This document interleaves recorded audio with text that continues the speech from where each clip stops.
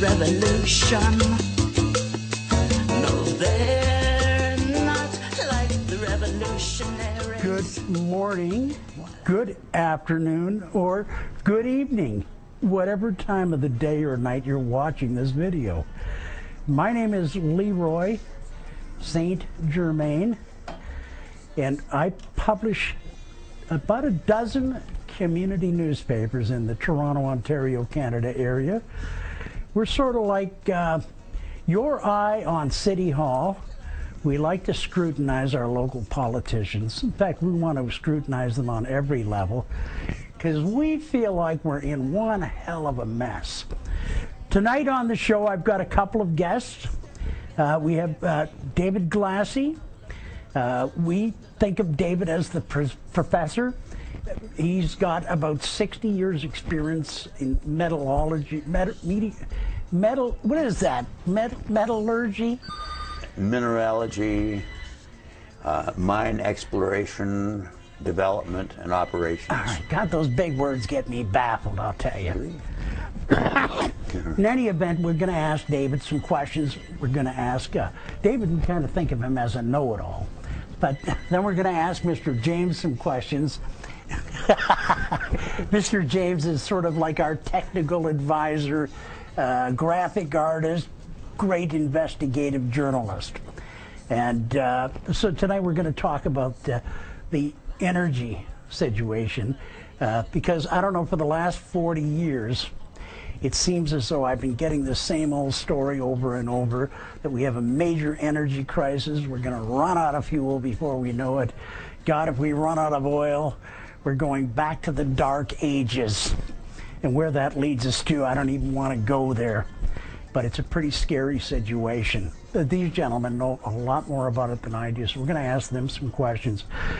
David, what do you think of this story about America now being the biggest producer of oil or fossil fuels on the planet, when for years we've been fighting wars over it, and you name it? In the Middle East, that's where I thought it was. Turns out now Canada was looking like they had the biggest oil supply on hand with the Alberta tar sands. Then I understand there's another oil field opening up in northern Saskatchewan that makes that look like peanuts in comparison. And now we have the United States saying they're the biggest producers of oil on the planet. What's going on there? Do you have any ideas, Mr. Glassey? There's a difference between total reserves and the amount that is produced from them. They might be producing more than anybody else, but that does not mean they have the most reserves. As far as the numbers are concerned, I take all of them with a grain of salt, because fossil fuels, especially oil, are definitely strategic commodities. The country that has a certain supply, that is assured, and when others have not, has astounding strength.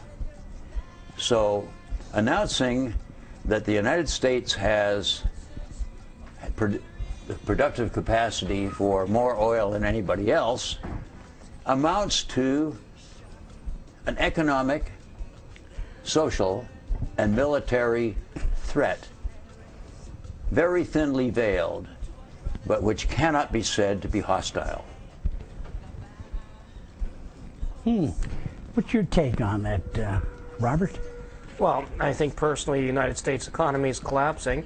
From the 1970s, the United States has changed to an oil-based economy. The petrodollar, of course, we know that Saudi Arabia has made very good friends with the United States, even though Saudi Arabia's very good friends appear to be terrorists and our enemies. For example, Pakistan, for example, they seem to be best friends with where Osama bin Laden got caught. But the United States now is getting to a point where people don't want their pieces of paper anymore, simply because it's no longer going to be the reserve currency.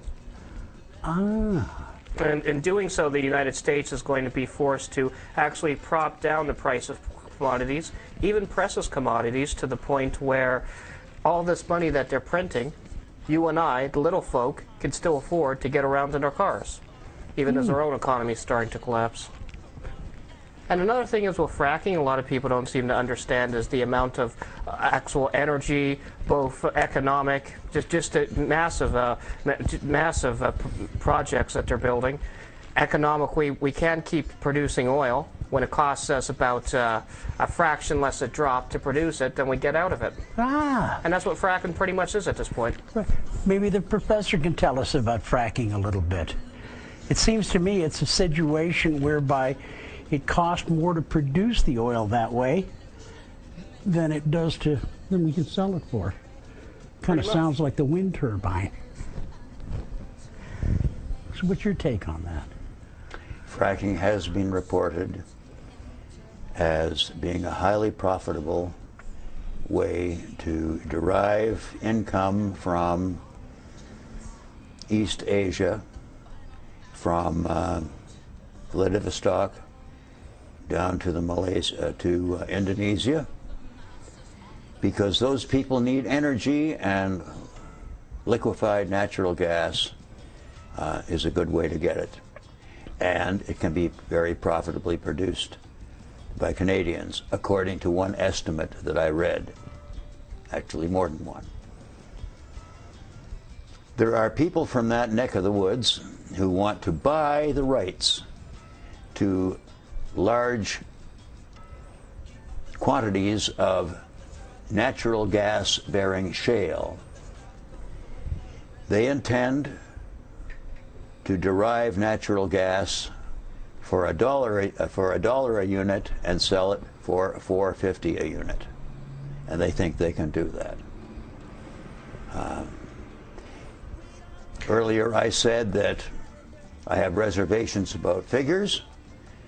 I think figures are used for political and military and economic reasons. I simply do not follow them slavishly. Period. What do you think, Robert? Well, I agree with that fact, and I think the main reason is that the planet's at this point becoming more overpopulated than our technology can actually expand into our understanding of how to use the resources on our planet. For example, we could be able to replace our current gas usage with biodiesel, for example. The only problem is to use biodiesel, we need to take away large amounts of land, which we currently need to farm. And of course, the problem is with farming, it's extremely labor intensive. You require a lot of liquid energy to be able to produce, to make it easier for us just to walk down to the food land and buy chicken. Right on. And the fracking thing, I've heard some stories about how it's very bad for us, bad for the environment. It's a major polluter, a good way to poison ourselves all to death or something like that. Do you know anything about that, a little. David? First, fracking provides to us natural gas, and it burns much more cleanly than oil of any kind, and vastly cleaner than coal, although coal consumption could be cleaned up. Natural gas is a really valuable resource in the sense that it's easy to transport, easy to use, and it's safe.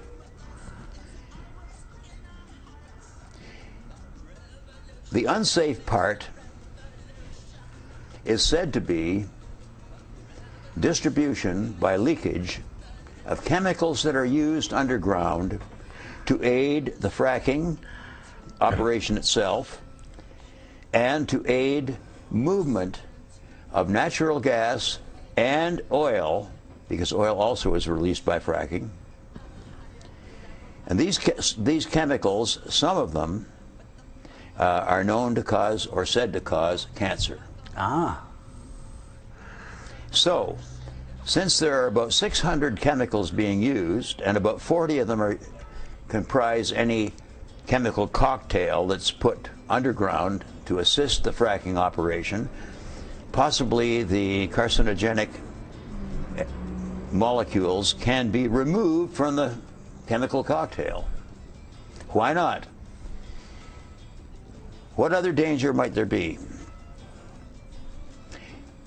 Water is used to send explosives underground. That water contains the chemical cocktail and delivers wired explosives which will be detonated to fracture the rock where the fossil fuels, oil, and natural gas may be. That means that the explosive has liberated what we don't want to get loose. And some of it might migrate to surface. Test holes can be used to find out, through test cases, frack without using chemicals and with no intention of pulling up any natural gas or oil. Do tests to find out where the water with tracer elements, radioactive tracers, can be included to migrate and tell us where these liquids might go and how easily we could stop them from moving. I'm now getting into a big subject. There's something called grouting, and it doesn't need to be done with cement. There are other chemicals you can grout, possibly seal off fracked areas. One other thing, and that is earthquakes. We have suspicions that fracking can strain rock at some distance from the fracking site, and then when the strain is released, there are what are called release fractures, and those can create tremors that we call earthquakes. Not one of them has been found to produce a greater shock than 1.5 Richter. Concerning the chemical cocktail, by the way, since the 40s, more than 60 years, fracking has been done with a wonderful safety record.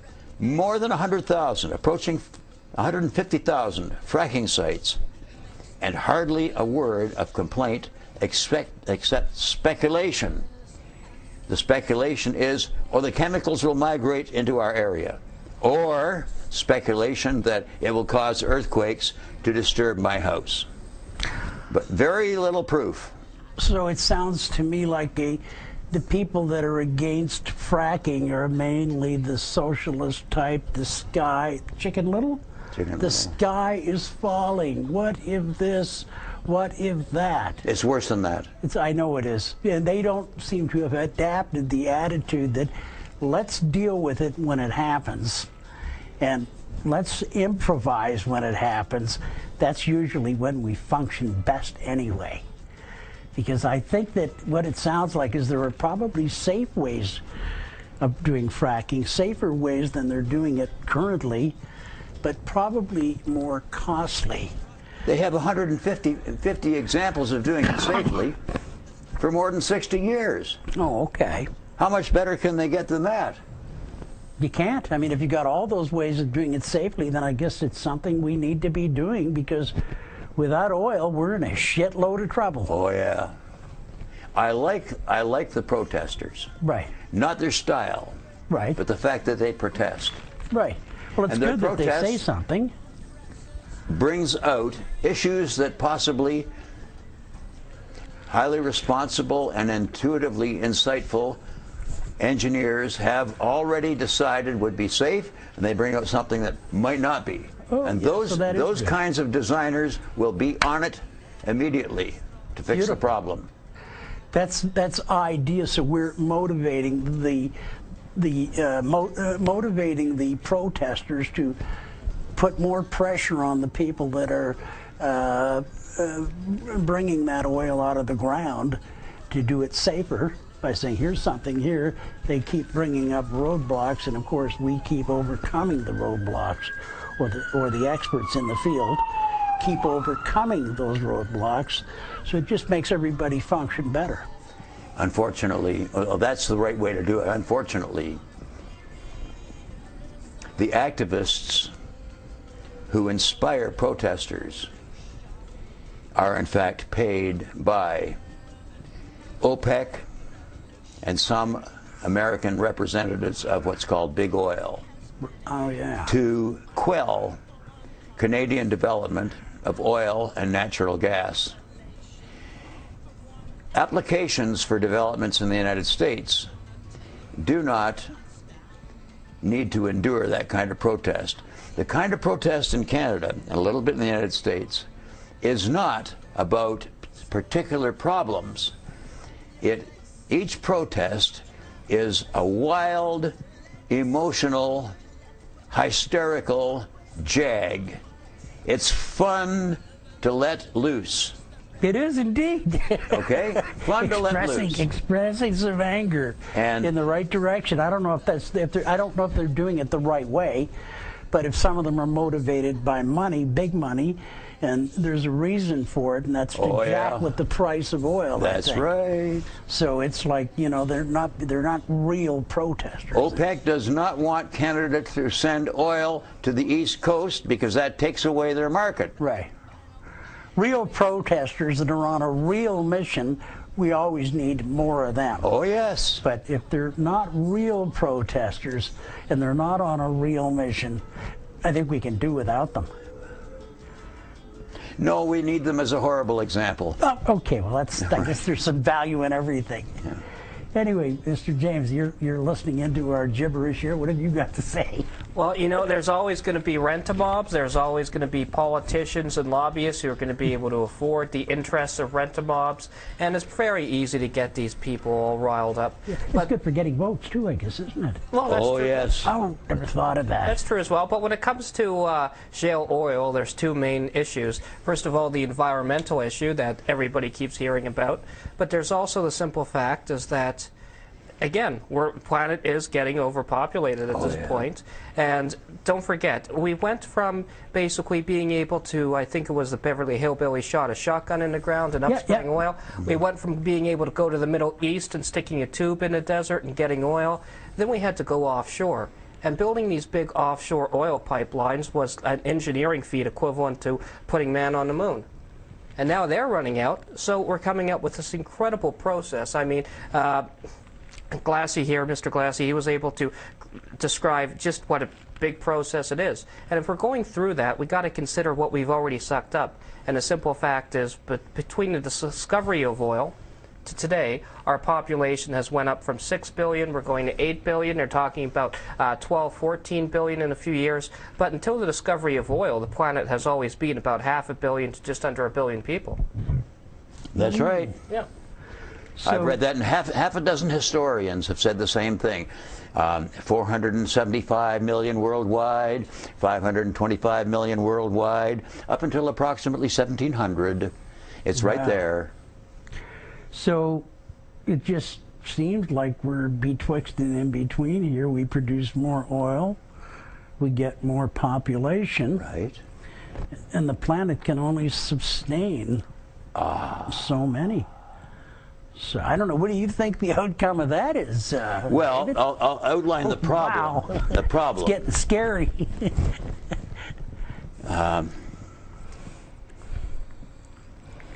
No matter what the society, the people need simple things.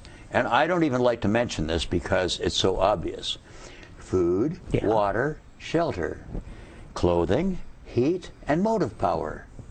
We all have those. And when we think back to medieval days and earlier, they didn't have that stuff. How did they get metal? Not by using coking coal, as we do for producing iron and steel. Not by using bunker C fuel oil to produce the base metals copper, lead, and zinc, maybe chromium and nickel. None of this stuff was available to them. They didn't have large amounts of natural gas, which are so helpful to produce Portland cement that's used in making concrete. They had none of this. What they did was burn trees with flames exposed, or they produced wood charcoal, which was a precious commodity. And they thought this was a good idea because if we cut down more trees so we can get wood charcoal for metallurgical purposes, then we also are clearing land which we can use for agricultural purposes.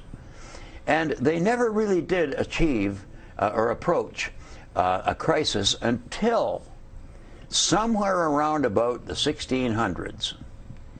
And that's about when Europe thought it's a good idea to colonize because it's hard to feed our people. And after 1750, when the Industrial Revolution came along, they couldn't get rid of their citizens fast enough. Availability of fossil fuels by that time and into the 1850s allowed tools and machinery to be made that never had been seen before, and chemicals to be derived for fertilizers and land conditioning. And we could produce more food, so why not have more children?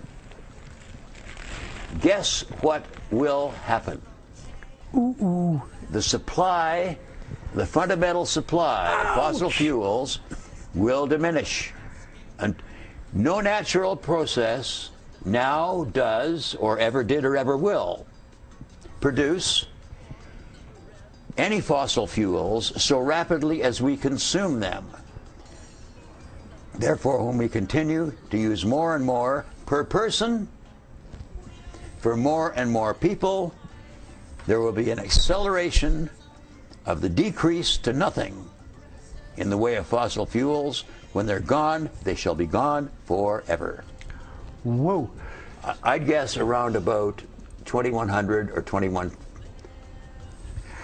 So in the meantime, if we have any intelligence at all, we should be working on alternative ways to keep our population as alive as possible, exercise our minds to the max, because the clock is ticking and time is running out. What do you think, Robert? It doesn't get votes. Scarier than shit, huh? Well, you know, that's exactly what they're trying to convince you of global warming. The question is global warming really just a smokescreen for saying that we're depleting our resources? Yes, it is. For example, look at precious metals, for example. Oh, no, now we're on to global new ice age coming. The warming thing's done. Oh, they've been switching that all the time. Hey, Gore and people like Suzuki have made a ton of shitload of money on that. Now we're changing tracks. We're going freeze to death. Ooh, that'll consume. Well, don't forget the ice caps at the North Pole are growing last year. Right. They were actually growing about 30%. Oh my God. So that didn't quite fall in. It was kind of like an inconvenient truth. So it's just ignored. Ah. It's basically cherry picking. You're looking at data that specifically proves your point of view and ignoring everything else that disproves it. Right. And climate change, well, we've been going through that since the beginning of time, so what's new in that department? Nothing. It's just the way it is. It's the natural process, I guess. Am I right on that? I don't know. Yes. I happened to look at a book by a fellow named Herlihy about medieval conditions around about 1100 AD. And in Europe there were 3 years during which starvation was rampant because rains were so heavy and climate so cold that even the birds were dying because the deluge of water carried the seeds off the fields into rivers and lakes and to the ocean. Hardly anybody could raise any crops anywhere. They would sell everything they had to people 200 miles away, 500 miles away, to get something to eat. Another thing, the Nordic people were ranching and farming on Greenland in 1000 AD. The climate was that warm. Polar bears survived. You can see why I hesitate to use numbers or any absolute notions, because there's so much we do not know, and there are so few people in positions of power, responsibility, or inquiry who are willing to say, I don't know, or I'm not sure, da-da-da-da. You're right. They want everybody to assume that they know all. Oh, yes. In other words, we couldn't possibly follow them. They couldn't lead us. We couldn't respect them.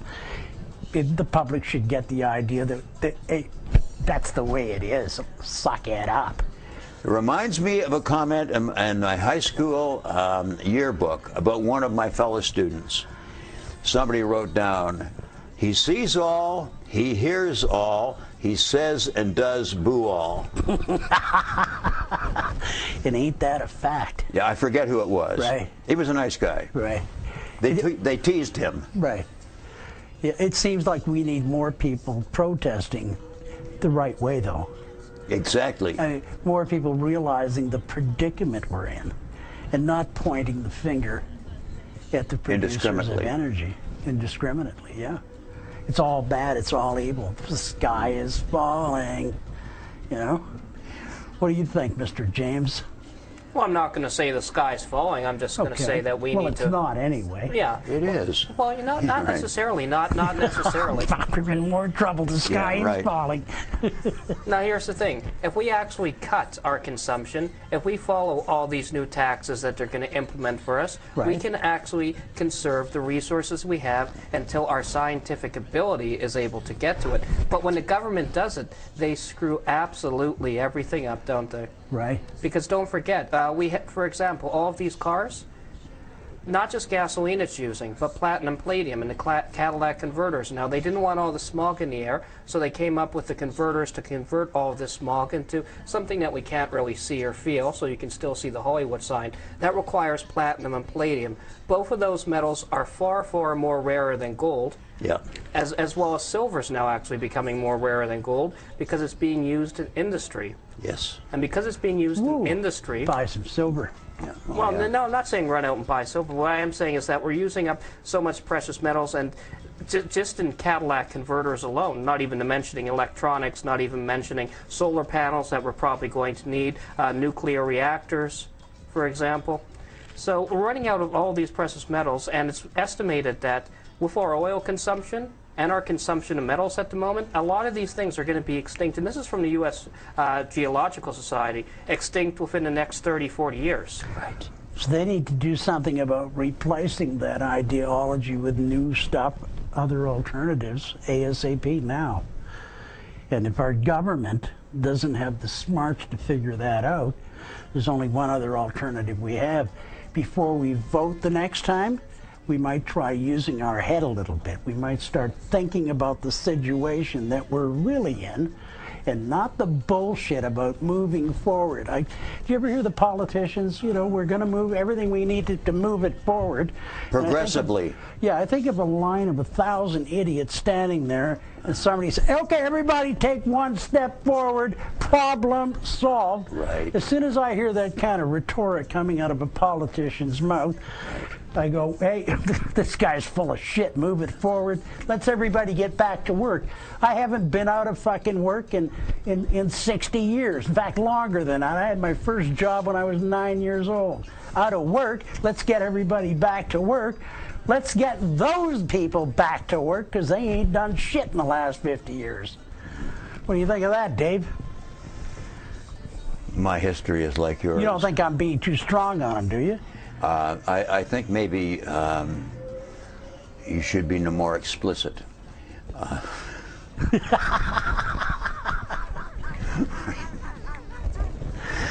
How can anybody, when you think of those idiots that run our country, how can anybody retain their composure? I really hesitate to editorialize about the situation of any other individual or any of many groups in which any individual might be involved.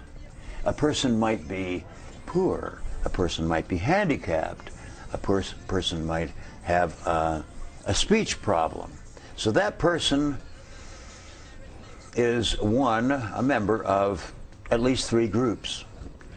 And I really can't evaluate how that person reacts, should react, is forced to react, doesn't know how to react. Otherwise, I have nothing to say about that.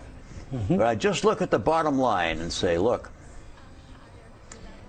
my guess in 1970, after 5 hours only of looking up information about Earth resources, that's minerals and fossil fuels, I plotted a curve.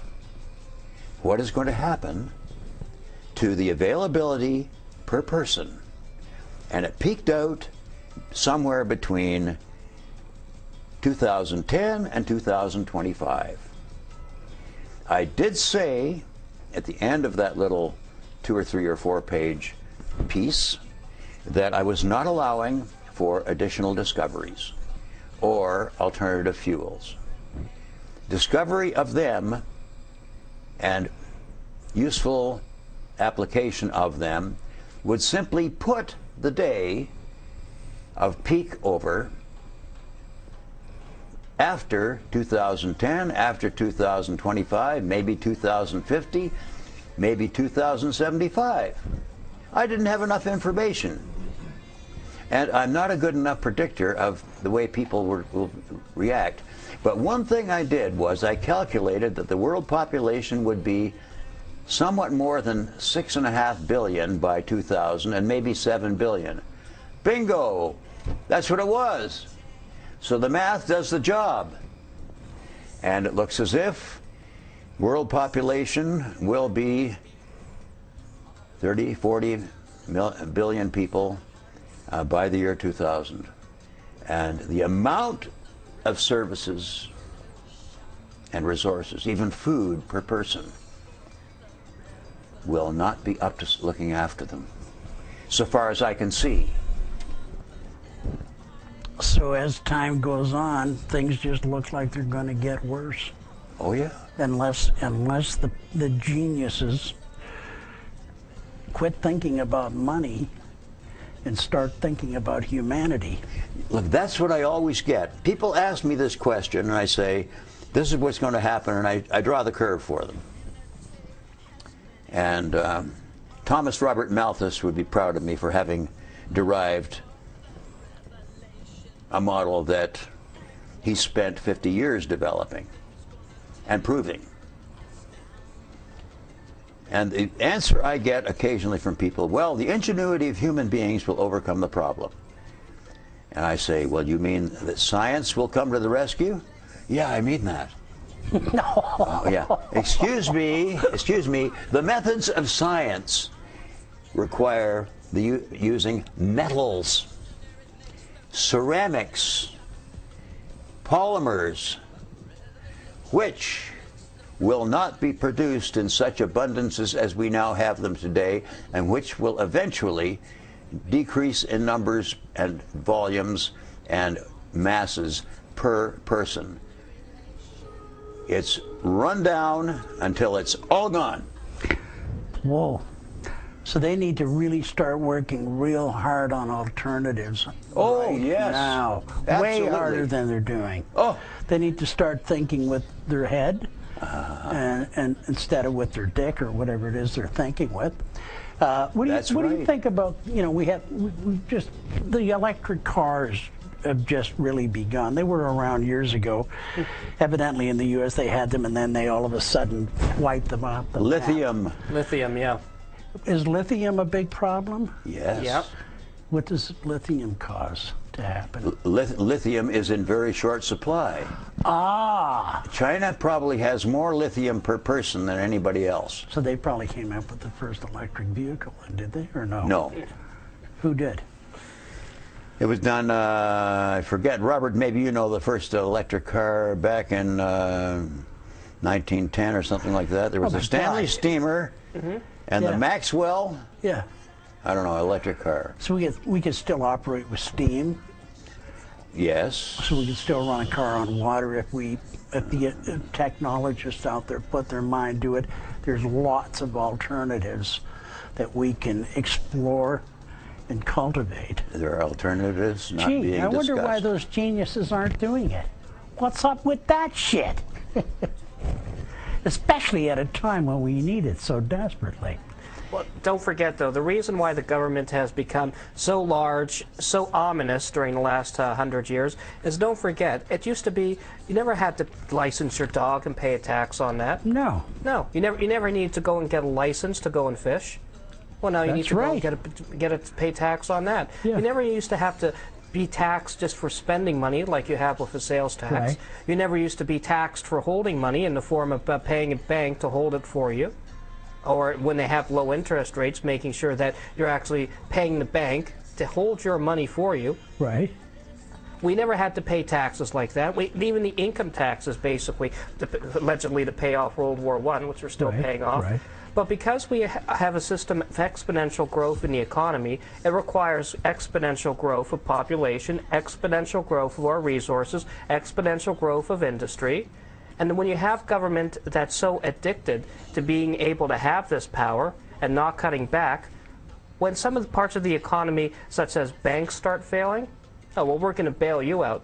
The problem is, by doing that, you've inflated so much currency into the market that commodities have to go up in price. Right. And you and me, we didn't get any of that money. That all went to the high ups. Yeah. That all the went working poor just got worse. So, Yes. for example, when those investors decide, I'm not going to put it into the S&P because stocks are way overvalued, Right. I'm going to start putting it into actual commodities, real things that have real value. Oh, now we have to get these government, we need to get these government investigators in. We got to get big banks to have these huge multi-trillion-dollar derivatives to actually short sell paper versions of oil, to short sell paper versions of commodity, Right. so that you and I, when we open up our wallet, Right. we have a real feeling that that $10 is still going to buy us a freaking hamburger. So if these commodity traders decided they want to take delivery of the actual product, we'd be in some serious shit, right? We've been had. We've been... What's that guy's name? Bernie? Madoff. We've been Bernie Madoff to death right here. Absolutely. Right before our own eyes. Our governments have So pulled the a Ponzi. solution is less government, less bureaucracy, and more democracy. And some responsible people running this country. We don't have that happening. And a real free and we economy. better get it done. And a free market dictates everything. Yes. It dictates it the way that it makes it happy for you and I and everybody involved. The Toronto Sun had a good Creates an editorial. opportunity for everybody. The Toronto Sun had a good editorial article on Monday, the 8th of December, about that very thing. They said the same as you said. Was that Strobel? No, it was the editor unnamed. Oh. They have several editors. Oh, okay. So that was he brought across a very good point then. Yes, he did. Because it looks like we're in one hell of a predicament. Oh. Doing something with it does not attract votes. Oh, because people are just like sheep, I guess. They just, it's like this last election here in Toronto is just amazing. I'm sure there has to be some serious vote rigging going on out there. And of course, the voters are actually applauding those people for bamboozling them, I think. They don't believe it. They just don't get it. You have brought up the Stockholm Syndrome. Is that right? Yes. I don't even know what that is. Okay. That's over in Sweden, right? Yes, Sweden. Yeah, right. Sweden, all right. You got weeds in your driveway? Or Swedes? I don't have a driveway. Yes, yeah, right. So the Stockholm Syndrome. Don Cherry was worried that maybe there were Swedes in his driveway. Oh yeah, I mean shit like that could happen. A whole boatload of them could come over here and inhabit your driveway, set up camps, and start occupy your driveway bullshit. Right. Right. The Stockholm Syndrome, Kreditbankschlafen or something like that, was invaded by, I think it was 4 armed robbers, and I forget the year. I think it was in the late 60s or 70s. And the police were on the bank almost immediately. So the robbers saw they could not escape. They camped out in the bank with several hostages under gunpoint. And eventually, the police solved the case, got all these people released, including the gangsters. What they discovered afterwards was that the hostages were recommending leniency because they had taken to liking their abusers, who were abusive vocally and physically. And they had taken a liking to these people. Ah. And we take a liking to politicians and others who do us dirt, but they do it with style. Oh, personality. They make it sound like it's funny. A big grin. Oh, yeah. A big slap. Let's all move forward a foot. Nobody's going to be left behind, because if they are, we'll kick them in the ass and get them to move forward, too. People who are left behind. Yeah, it's time for us to get back to work, too, because we're all lazy. We've been doing nothing for years, and now time to get back to work, too. Yeah. Well, that's the Stockholm Syndrome side of it. Then there's another side. What's that? Yeah, well, that's why it's, enlighten me. the Stockholm Syndrome is that people they start liking their abusers. Right. Oh my God, we're in serious shit. Yes, we are. Yeah, and I would suspect that the more abuse they heap on us, the more we like them. Oh, yes. I like that too, but I like it in the form of a big, tall, blonde woman. Yeah. Abusing me and calling me a worm and stuff, that sort of stuff. But this other shit the politicians are giving me, I don't like that stuff. That would be Ingrid. Oh, Ingrid I know is her. wonderful. Ingrid, yes. It might be Hildegard. Lovely lady. There's another syndrome, too. What's that, It has no name. A street interviewer. Hello, in view of what's happened in the Ontario government concerning hospital expenses and gas plants and so on, would you vote for this government? And the passerby said, I vote for whom I like. I wonder what he meant by that. Doesn't matter what he meant. Right. I have been trying, since I wrote that first piece in 1970, to find out what to explore for with prospecting, and discovered it should be oil, gas, and coal, instead of minerals. Since that time, I've asked many people to tell me that I'm totally wrong about any part of it, and I have not got one disproof. I bend some of the comments to try to turn them into proofs and examine them and find they agree with me or they don't disagree. And I don't like that. I don't like the message I have to deliver. Right. I wish I didn't have to deliver it. Hey, but it's the goddamn truth. What are you going to do? I have some answers. Right. Oh, yeah. You have some answers? Yes. What might they be? One will not come to pass. Right. And that is because children are born out of happenstance or are deliberately produced as an insurance policy for the parents' old age. If they have 5 children, then each one can contribute a small amount to keeping mom and dad alive in old age. Every society that I can think of, with 3 exceptions. One is the Inuit, one is the Pygmies of the Kalahari, and the other is the Abos of Australia. Right. But all others regard population increase as most desirable. Those 3 groups know it's a disaster, and they make sure it doesn't happen. This terrain will support only so many people. And they know that.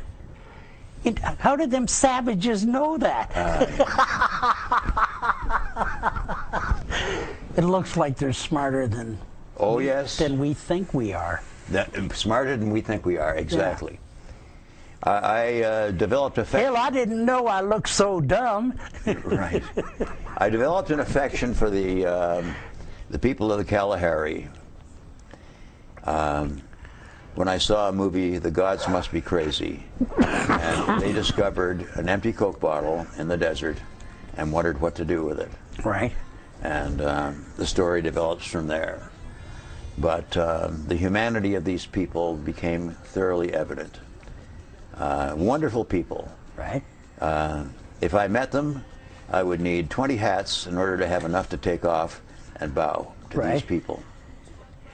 And our Inuit people also, they have a tough Whoa, living in that type of terrain.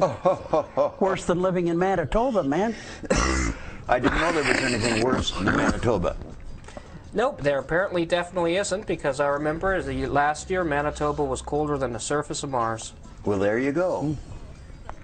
Gonna need some fuel out there. That's what I like about it. And need some global warming too. Yes. Well, we could talk to David Suzuki about that. Maybe he can turn on a bit of sunshine. Yeah, but if we do, then we got to pay his hotel bills, and we need to pay his shit. airfare. We need to pay for the crew. I mean, the CBC needs to stay in business, and that's really the big problem that we have. We have allowed government to go completely and utterly out of control, to nanny us via the economy, via a debt-based economy, where our great-great-grandchildren are paying off the interest that we accumulate today. Oh. Just like the Canada Pension Plan. We know that was a Ponzi scheme. We know that was a fraud. It's getting to the point where people are now paying more into the system to pay back people who are on it, and they're making less money than from some pension plans than you would be if you're on welfare. The average payment is like $550 a month now. Wow.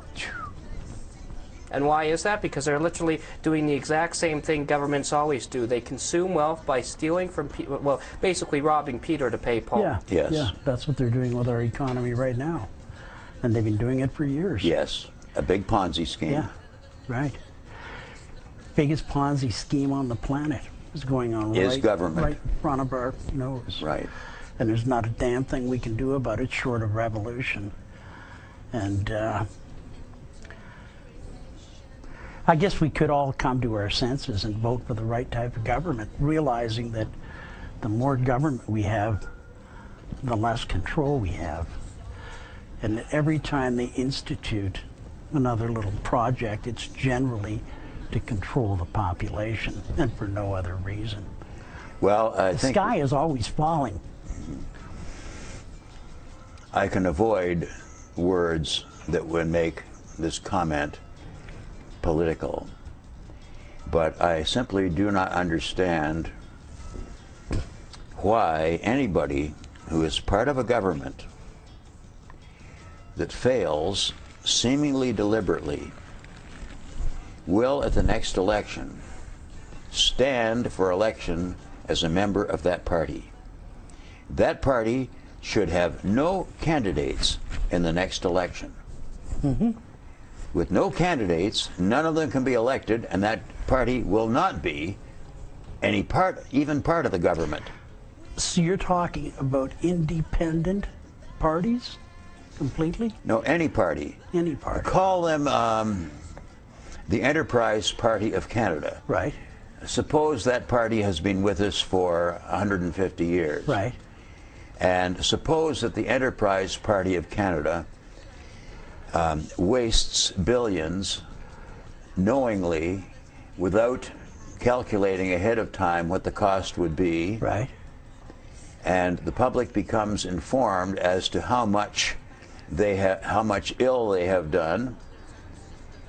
I'm saying the Enterprise Party will announce the election because they're in power, and guess what?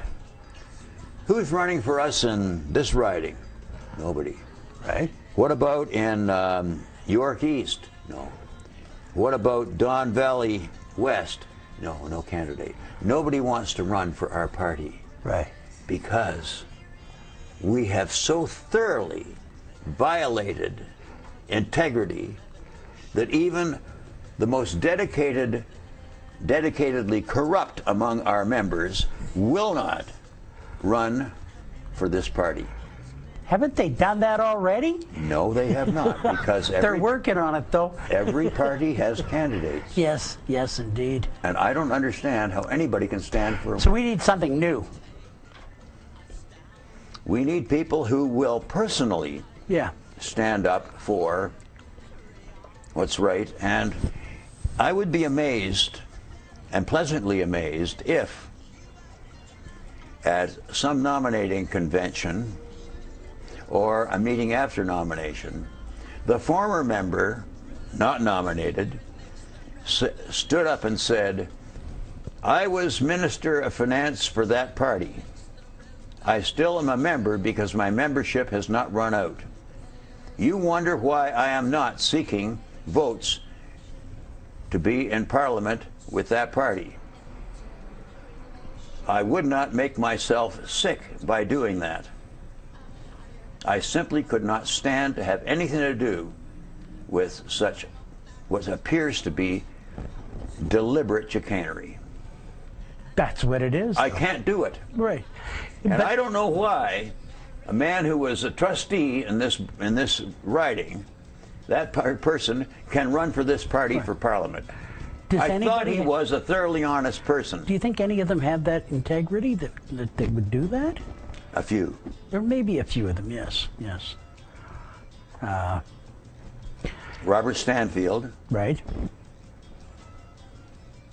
Is he a Down East guy? Down East guy, yeah. The underwear business. Yes. I can remember way back in the 70s, I was in Turlow, Nova Scotia. I think that's where they had their factory. Yes. And I tried to sell them on the idea of making a huge, huge pair of shorts that would fit a 9,000-pound elephant, and put their name and all their logo and stuff like that on. It was for the circus I was promoting. Yes. It didn't fly. Yeah. Nice try. Hey, but it was a nice try, you know. Sure. It was a bright idea. I don't know what I was smoking that day, but I thought, this is a great idea. I'm going to drop this one on them. But so this Stanfield guy, you think is a pretty good dude, or? He could have had a pleasant, very well-off life in Nova Scotia as executive and in the Stanfield family, and he decided to do something political. And I don't know the whole story of his political career, but the people of Nova Scotia came to the point of loving this man. Right. Sort of like Jean Beliveau. Right. Yeah, they just buried him. They haven't buried him yet, but the proceedings are His going. integrity and good intentions were inherent in them and could not be eliminated. Right. Could not be wiped out. They were him. Like for Beliveau. Really? Well, he's a French guy. Oh, yeah. Same as St.Germaine. Yeah, well, I also met the Rocket and the Pocket Rocket. Right. And Andy Bathgate. Right. Excellent gentlemen, all of them. Right. Absolutely. So what do you think, Robert? Well, politicians are like assholes. Everybody's got one. That's right to the point. Yeah, pretty much. But basically what we have, because we now live in a global, no matter who you elect, they're basically going to be in the pockets of lobbyists. They're going to be in the pockets of other people's interests. They're not going to be too interested in what you have to think. So we're just going to continue on with a lack of integrity and a lack of people that give a shit, continually telling us it's time to get back to work. It's time we all moved forward and got the job done, so to speak. Robert brings up a really good point that I honestly don't much understand, and that is when something is called unacceptable internationally in the environment of the United Nations or other groups, how much weight does that carry? There's another kind of unacceptability, and that is in commercial and economic matters that don't get announced. But if you the country makes a mistake economically, monetarily, they suddenly find that they're cut off from what they formerly had. And I'm wondering how that works. I just don't know.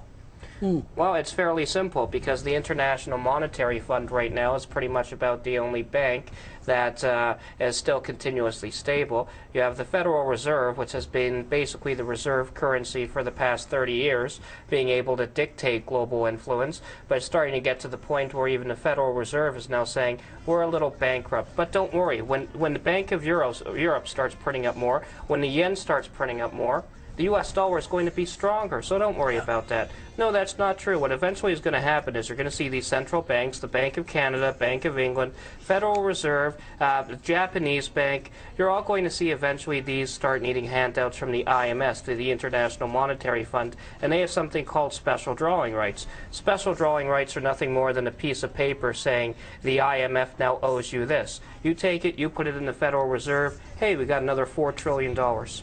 But once you do that, you're now in debt to politicians, global interests, and nobody really knows who's exactly running this. Nobody knows who's really collecting the interest, and nobody really knows who's handling all the strings. Because there's a very delicate balance that happens since we no longer have a free market economy, and we no longer have sound money, and we really don't know what anybody's doing at the moment. The Wizard of Oz is starting to look pretty old and shady the right now. Road. There's no gold there. All there is a big pile of bullshit. Anyway, it kind of looks like we're running out of time here. It's been a great conversation. Hopefully we'll enlighten some of the people. Did you have any last minute advice you want to give the Just a comment. the state of humanity? If anybody can tell me how wrong I am Yeah. about the model of too many people Right? gradually having less and less and less to the point of starvation God, yeah. due to the run out of fossil fuels and equivalents, I would be very glad to hear, please, how we can be saved from this disaster. My other comment would be, I don't think this is good. What I've said or we've said is going to change the voting pattern of any more than 5% of people who, If it does anything. if it does anything. Right. It's You too got anything to unpleasant to Yeah. deal with. Yeah. You got any advice you want to give the state of humanity? Yeah, sure. Yes. It all makes us feel good. You know, we have this Yes. emotional side of our brain and we have a logical side of our brain. Right. Our emotional side really feels good when we figure that we're going to send $50 to the starving kids of Africa. We don't Right. actually want to think that there's this big, huge commercial interest that's Right. basically taking $49.50 and Right. sending 50 cents to Africa. Right. But it makes us feel good because we see that advertisement on TV. We don't really seem to care too Yeah. much about the fact is that right now our working class are pretty much making below minimum wage, or at least Right. what considered used to be minimum wage, Yeah. working part-time hours, and basically with the cost of food, with the cost of housing at this moment, that we're actually probably the worst well-off, well, at least the least well-off generation for God knows how long. I would think so. We need to stop thinking about the starving kids in Africa and the trouble around the world and start taking care of business in our own goddamn backyard. Because every kid in every family of the working poor out there ain't getting a decent meal every day. Simple as that. That's right. And it's all because of that government, those assholes that keep telling us to move forward, let's get back to work, even though we're all working, you know? So, you know, my state of advice, my advice to the state of humanity is you better grab hold of your ass, get your act together, and let's start doing this right. Start taking a goddamn good look at the politicians you're voting for and screw the hoopla and the bullshit, and let's get down to reality. Start asking them the right questions and expect to get the right answers, and if you don't, demand them. Because we don't need all of them. In fact, we'd get along a whole lot better if we only had about 10% of them assholes to pay anyway. So what we need to do is reduce government to a minimum. The less government we have, the less of a burden they are on the asses of us folks that work for a living, that they're telling to get to work when we're already working. Anyway, I want to thank you guys tremendously for being on the show. I look forward to more of them. This is something that could be inserted later. Great. And that is that Toronto was about 300,000 people in 1950. Yeah, We now are 3 million. yeah. The increase per year increased every year. We now are receiving at least 100,000 new people Yeah. every year. We're We are not overloading the boat. We are not creating jobs for those people. We are not creating housing for them. And we are not dealing properly with transit so they can get from home to work and from work to other work and then finally home. We are abandoning these people when we bring them in here. Right. And the demands they put on housing, jobs, and social services hurt both them and everybody else. Yeah, so it seems like a fruitless idea with no merit to it at all.